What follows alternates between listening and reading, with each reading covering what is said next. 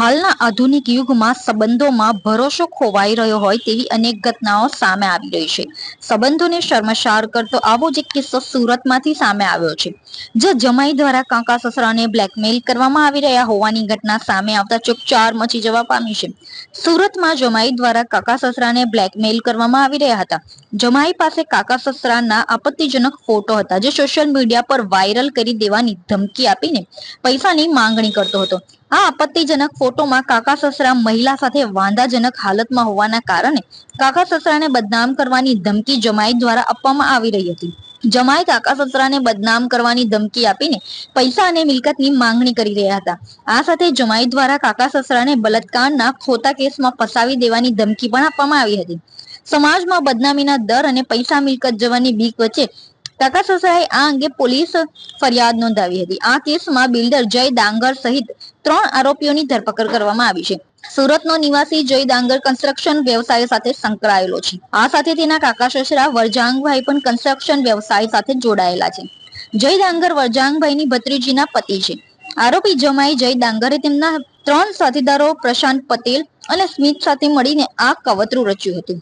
આરોપીઓએ વરજાંગભાઈને એક મહિલા સાથેના આપત્તિજનક ફોટો વાયરલ કરવાની ધમકી આપી હતી. આ સાથે તેમને બલાત્કારના ખોટા કેસમાં ફસાવીને સમાજમાં બદનામ કરવાની ધમકી પણ આપી હતી. આ સમગ્ર મામલે પીડિત મહિલા દ્વારા અડાજણ પોલીસ સ્ટેશનમાં ગુનો નોંધવામાં આવતા પોલીસે તપાસ શરૂ કરી છે. પીડિત મહિલાએ જ અડાજણ પોલીસ સ્ટેશનમાં આરોપી જમાઈ અને તેના 2 સાથીદારો વિરુદ્ધ ફરિયાદ નોંધાવી હતી. પોલીસ દ્વારા આ મામલે મુખ્ય આરોપી જમાઈ જય ડાંગર અને તેના અન્ય 2 સાથીદારો પ્રશાંત પટેલ અને સ્મિત સહિત 3 આરોપીઓની ધરપકડ કરી લેવામાં આવી છે. હાલ પોલીસ સમગ્ર મામલે વધુ તપાસ કરી રહી છે. અડાજણ પોલીસ સ્ટેશન ખાતે ભારતીય ન્યાય સંહિતાની કલમ 308, 351 મુજબ એક ફરિયાદ દાખલ કરવામાં આવેલ છે, જેમાં ભોગ બનનાર ફરિયાદી યુવતી દ્વારા 3 ઇસમો વિરુદ્ધ ફરિયાદ આપવામાં આવેલ છે.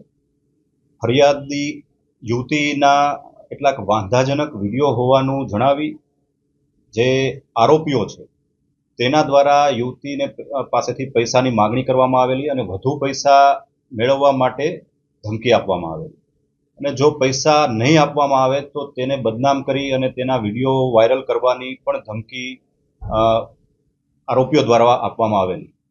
ફરિયાદ દાખલ થયા બાદ પોલીસની ટીમો બનાવી આરોપીઓને પકડી પાડવા તજવીજ હાથ ધરવામાં આવેલી, જેમાં આરોપીને ગણતરીના કલાકોમાં પકડી લેવામાં આવેલ છે અને મુખ્ય આરોપી જય ડાંગર તથા તેની સાથે અન્ય 2 આરોપીઓની ધરપકડ કરી અને કાયદેસર કાર્યવાહી હાથ ધરવામાં આવેલ છે.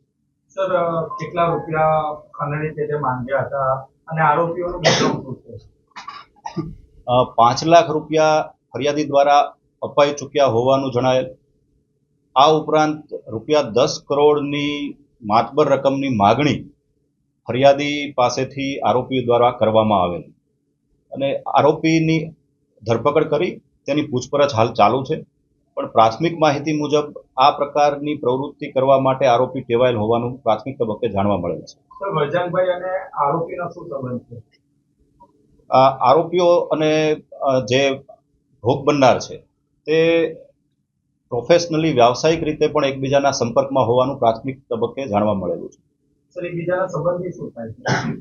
એ બાબતની હજી તપાસ ચાલુ છે અને જે ફરિયાદી છે એ યુવતી છે અને 3 આરોપી જે છે તેની આરોપીઓની પૂછપરછ કરી એ કઈ રીતે કોની સાથે સંકળાયેલા છે તમામ બાબતની તપાસ ચાલુ છે. સર, વરજીભાઈ જે છે એને જય ડાંગરનો શું સંબંધ? હાલમાં આરોપીની ધરપકડ કરવામાં આવેલી છે અને એ આગળની તમામ જે બાબત છે તે પોલીસ ઇન્વેસ્ટિગેશનનો વિષય છે અને એ અંગેની તમામ તપાસ હાલ ચાલુ છે. Thank you.